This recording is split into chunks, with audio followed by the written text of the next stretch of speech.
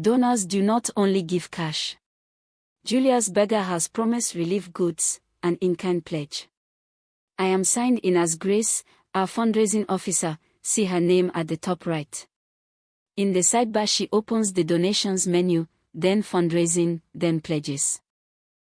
I switch the pledge type to in-kind, then add the promised items, 200 bags of rice, and 100 solar lanterns, each with its fair value.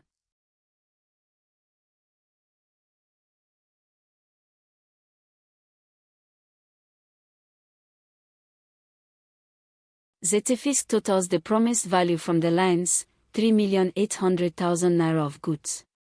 I create the in-kind pledge. The pledge lists every promised item and its value. Now the goods arrive. I record the material receipt, what was actually delivered, into which store. Like the cash receipts, this posts nothing until finance approves it, then the stock is received and the books updated.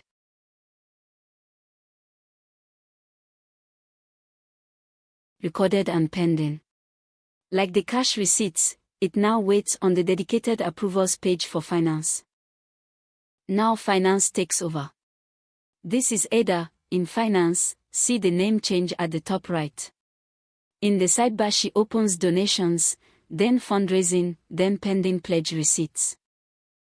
The queue shows Grace recorded this material receipt. Ada approves it here on the approvals page. This receives the goods into stock and posts the donation to the books.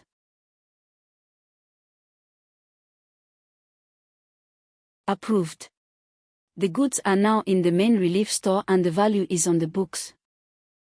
Back in the sidebar, I open donations, fundraising, pledges, and open the in-kind pledge to see the result.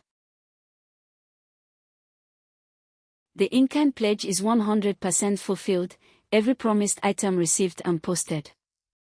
And here is the activity timeline, showing the whole team.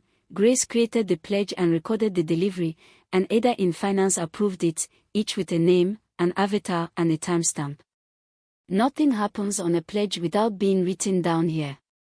From a promise of goods and foreign cash, through central bank rates and finance approval, to fully received and posted, that is the complete pledge lifecycle in ZetaFisc.